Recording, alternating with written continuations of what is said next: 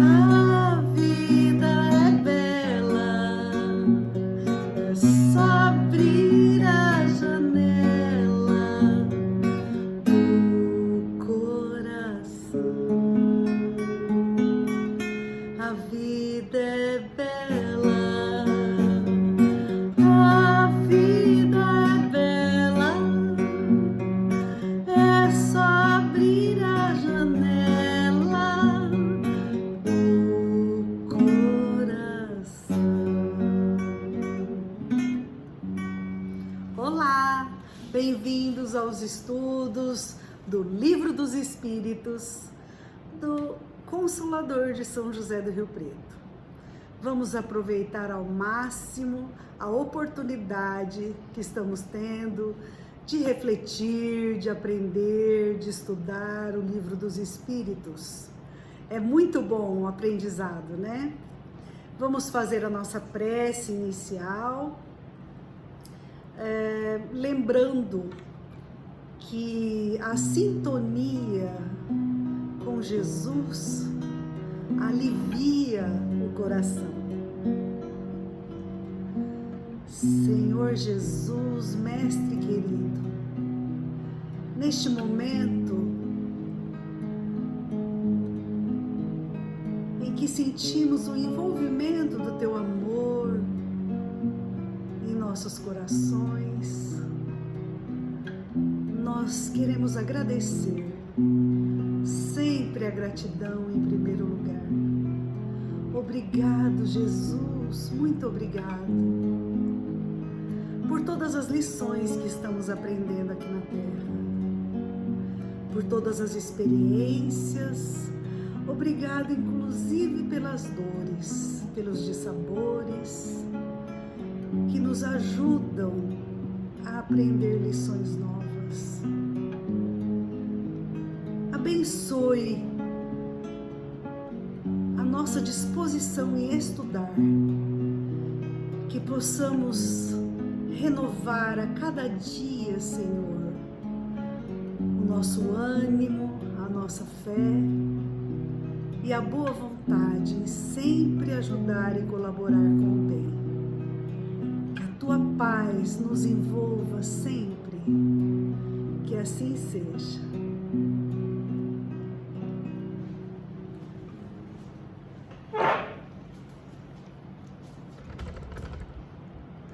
Olá, dando continuidade aos nossos estudos de O Livro dos Espíritos, como semanalmente fazemos no Consolador, nós vamos tratar hoje das questões 757 a 765.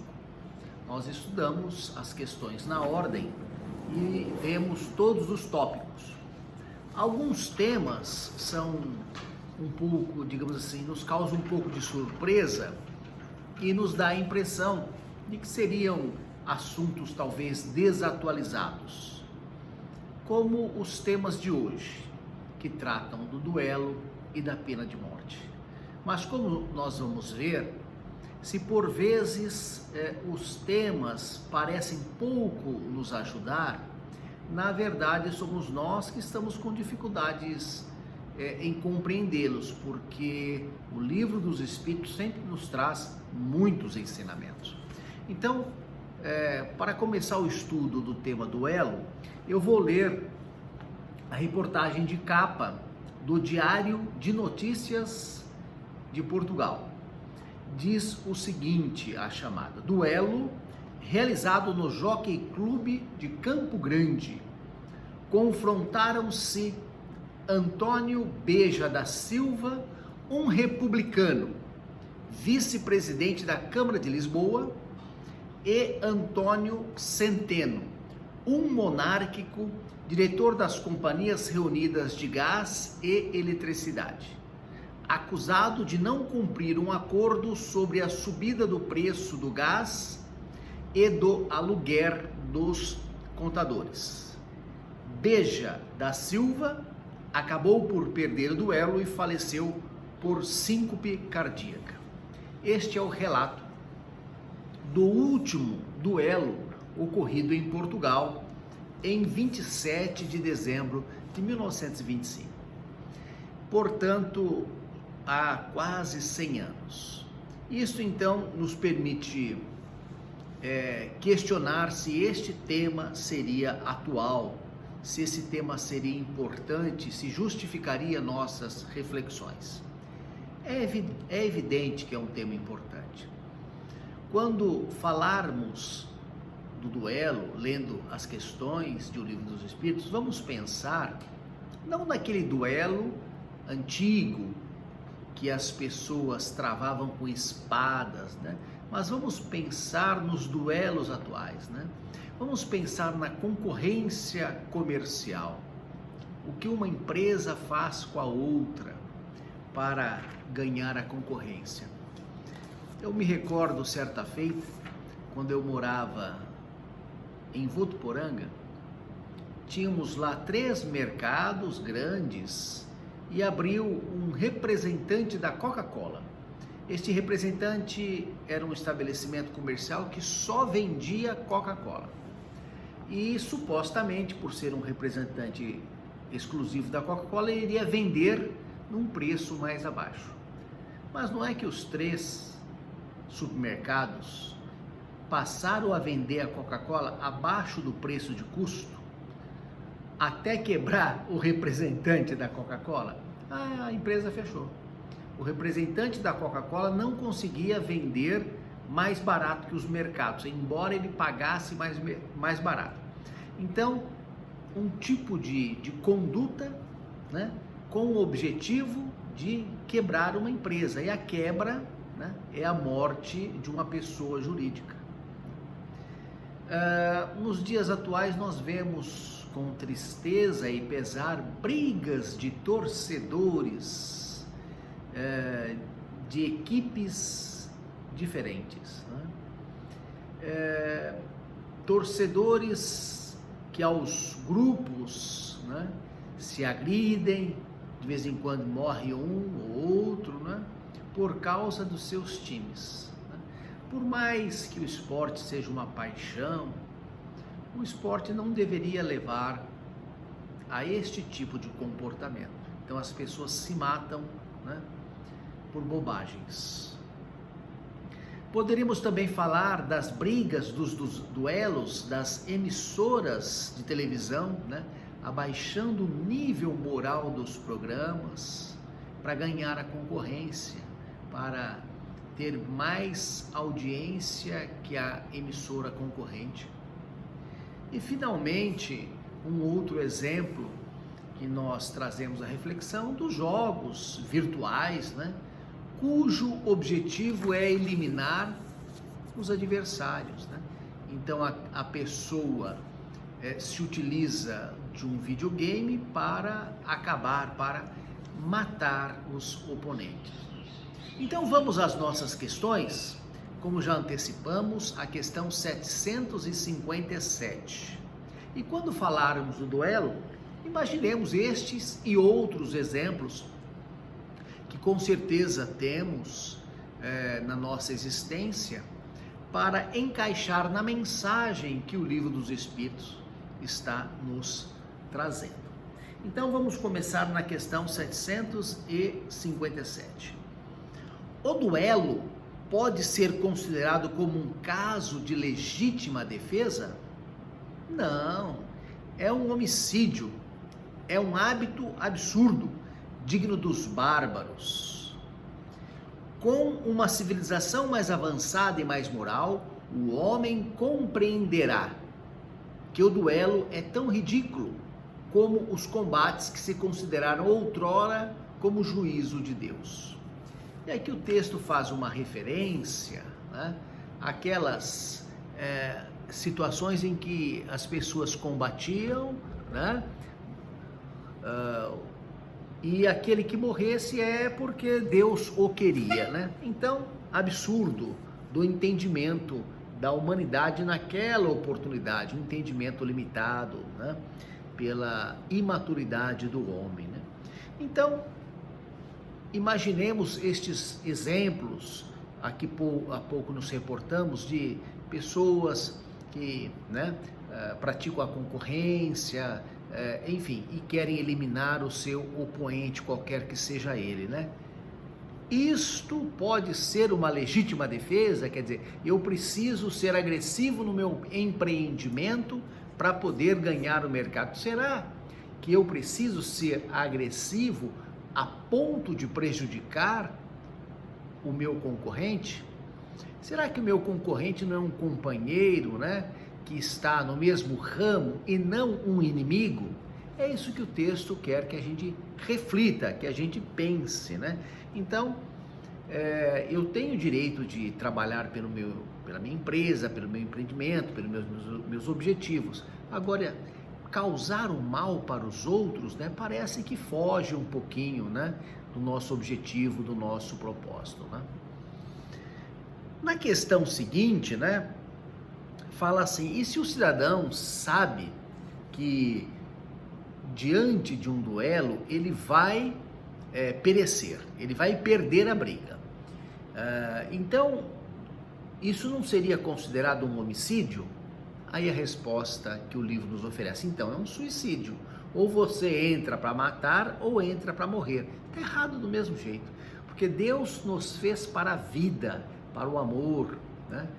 E não para desperdiçar uma existência com vaidade, com orgulho, com bobagem, né? Então, tanto um quanto o outro, né, estão errados, né? E na questão seguinte, fala: e se as chances são iguais? Os dois estão errados, né? Não devemos brigar, não devemos querer, né, o mal para o nosso desafeto, o nosso concorrente, o nosso, aspas, inimigo, né? Não deveríamos tê-los, mas diante da nossa pequenez ainda os temos, mas não devemos desejar o mal para eles, né? Um outro ponto importante que o texto chama a atenção é essa questão da honra, né? As pessoas duelavam pela honra, né? O que é isso? Eu não posso defender a minha honra, o meu nome, né? Os meus direitos, né? E o texto é muito claro: orgulho e vaidade. A gente tem que tomar muito cuidado com isso, né? Porque são as duas maiores chagas da humanidade. Então, quando às vezes a gente pensa que está, né, correto, defendendo, né, uma honra, nós estamos na verdade com orgulho, né? Melhor ter, né, a humildade de reconhecer um erro, né? Ou, se não estiver errado, a virtude, melhor ter a virtude de perdoar do que, né, ficar com esse sofisma equivocado de defender a honra, né? Agora, cada século tem lá, né, os seus costumes, cada país tem a sua cultura, então isto vai variar de um povo para outro, mas orgulho é orgulho em qualquer lugar, né? Vaidade é vaidade em qualquer lugar, fazer o mal é fazer o mal em qualquer lugar. Então, tiradas aí a cultura, os costumes, a época, né, com devido desconto por conta disso, a gente deve sempre, né, pensar na prática do bem e não na prática do mal, né, para com as outras pessoas, né? O comentário em negrito ao final é muito interessante, é isso que nós falamos e nós vamos ler então, né, para encerrar essa primeira parte que trata do duelo, né? Há mais grandeza e de verdadeira honra em se confessar culpado quando se errou, ou em perdoar quando se tem razão, e em todos os casos em desprezar os insultos que não nos podem atingir. Então, defender a honra, né, é um equívoco. Melhor perdoar, né? Melhor sublimar, melhor ignorar as ofensas, né? Melhor admitir o erro do que defender a honra. Muito bem, vamos então passar para o tópico seguinte, que é o tópico da pena de morte. E é outro assunto que a gente também vai analisar, primeiro mostrando a importância do tema, e em segundo lugar, adaptando as questões para a nossa realidade atual, né? Então, vez ou outra aparece alguém aí dizendo: a criminalidade se resolve com a pena de morte, né? E será que nós temos a pena de morte? Será que existe a pena de morte no Brasil e no mundo? A Constituição brasileira diz assim: não haverá pena de morte, salvo em caso de guerra declarada. Está lá no artigo 5º da Constituição, inciso 47. Então, permite a pena de morte em caso de guerra. E o Código Penal Militar, que é um código penal, uma lei de 69, decreto-lei de 69, que estabelece crimes militares, ele prevê a pena de morte em tempo de guerra. Então há várias condutas, né, como por exemplo um subalterno agredir um oficial, né, de mais alta patente, né, pode ser penalizado com pena de morte em tempo de guerra. Então temos a pena de morte no Brasil, felizmente não temos guerra, né, senão esta lei poderia ser aplicada. No mundo nós temos 74 países que prevêem pena de morte. Nós temos 9 países que prevêem a pena de morte em circunstâncias especiais, como o Brasil.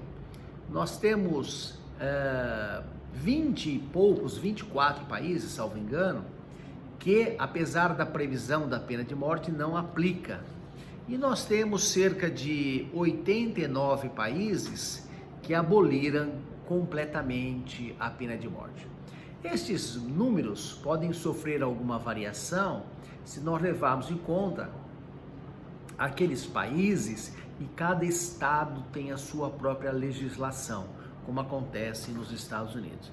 Então a pena de morte ainda existe no mundo atual.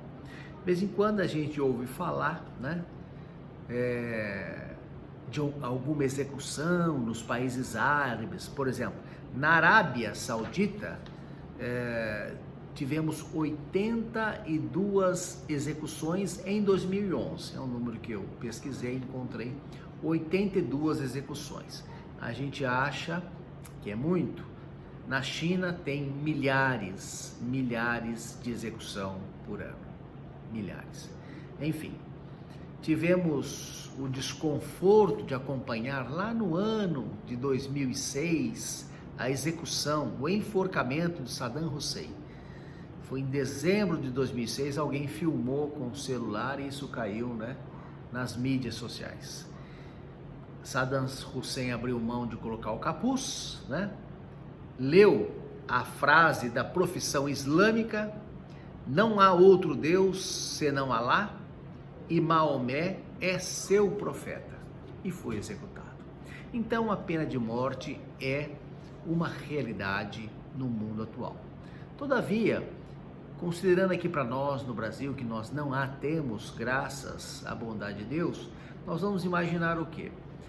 Como pena de morte, aquela situação de uma ofensa que tem não necessariamente física, pode ser uma ofensa verbal, né, que cause, né, um desconforto moral, interior muito grande para o ofendido, né? Então qualquer agressão que seja equiparada a essa, né, situação grave. E vamos fazendo as analogias, as comparações, né? Questão 760. A pena de morte desaparecerá um dia da legislação humana? E a resposta: a pena de morte desaparecerá incontestavelmente e sua supressão marcará o progresso da humanidade. Isto quer dizer o quê? Bom, todo mundo vai dizer que a pena de morte vai acabar. Sim, mas considerando que não acabou em metade do mundo ainda, significa que nós ainda não evoluímos o bastante.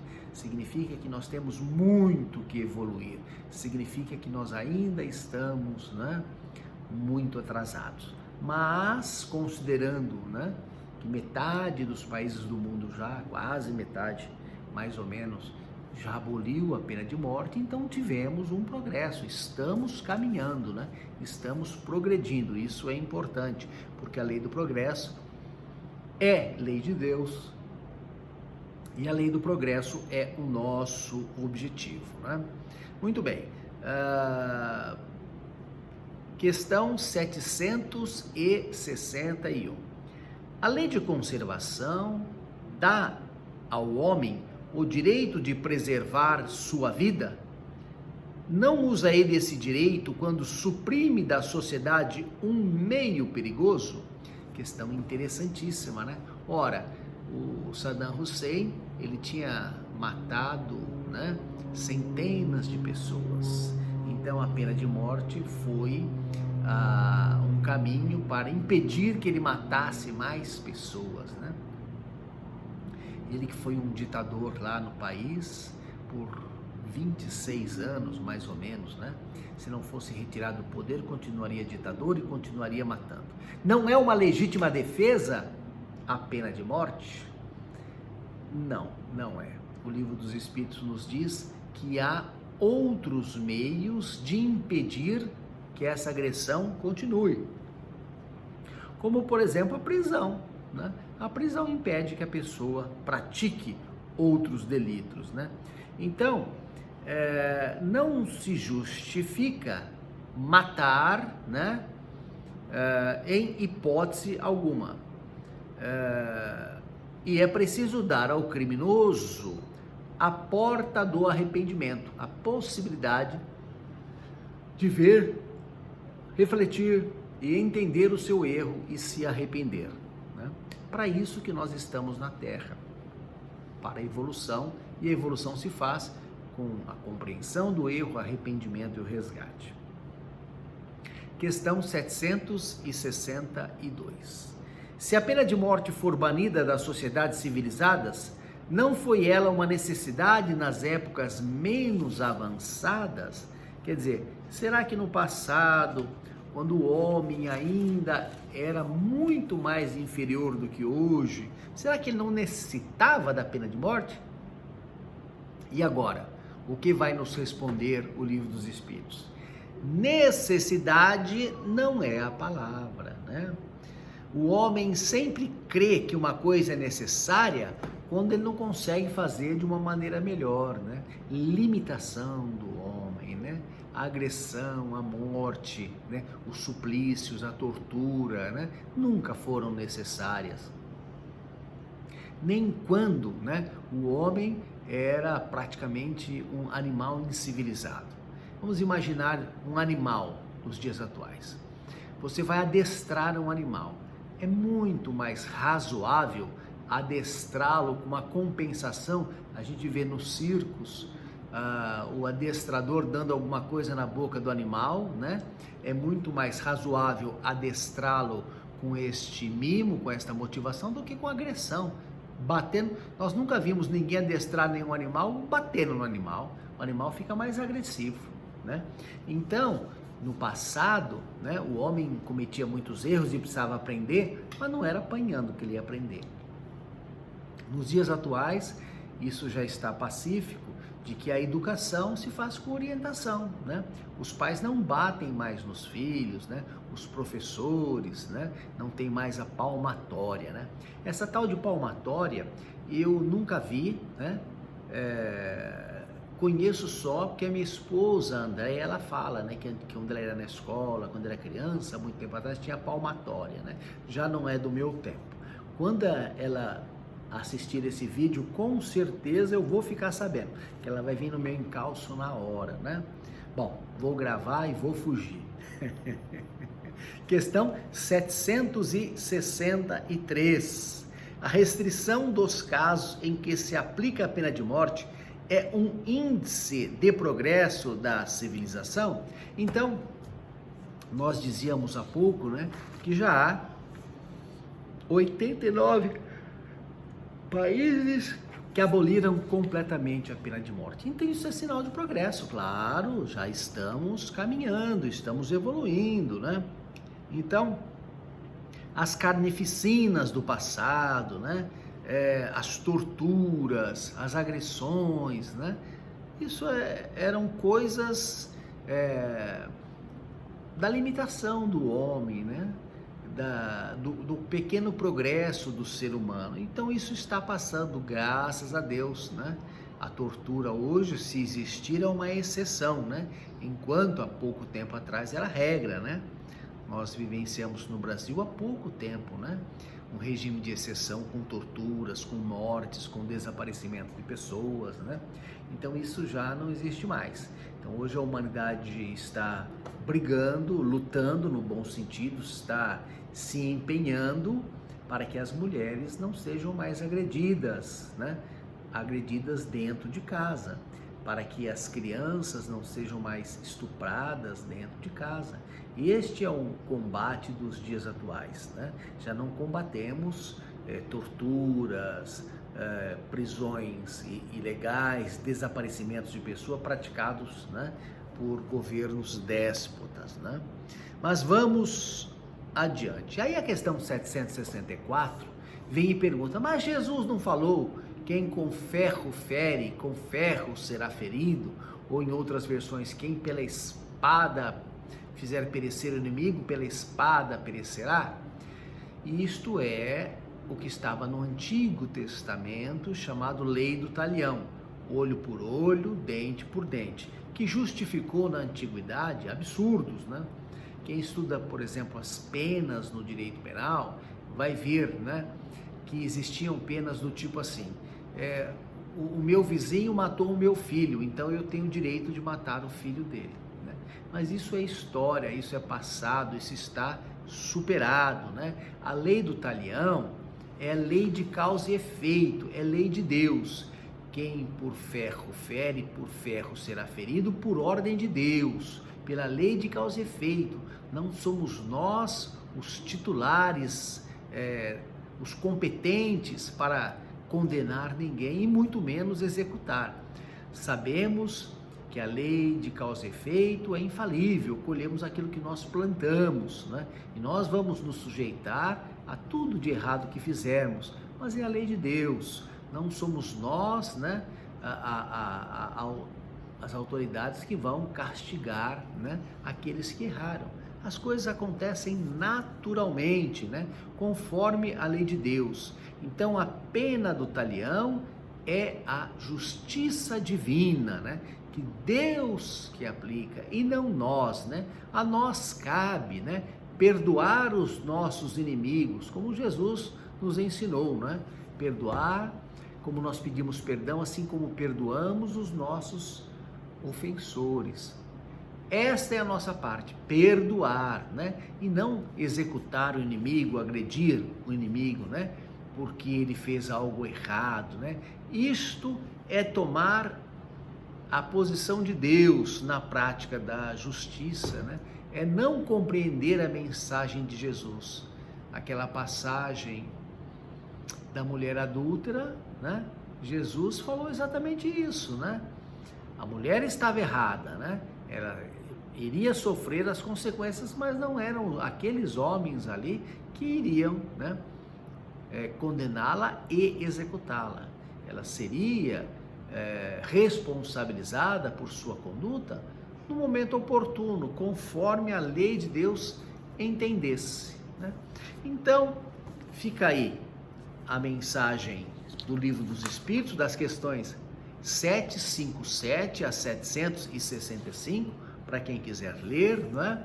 Na semana que vem, nós continuamos o estudo e vamos entrar agora na lei de sociedade. Semana que vem, 766, né? Uma lei também muito importante, muito interessante. Aliás, todas essas leis, né, das leis morais, são muito interessantes. Então, tenham todos uma boa semana. Semana que vem continuamos, né? E que Deus nos abençoe e guarde a todos nós. Muita paz.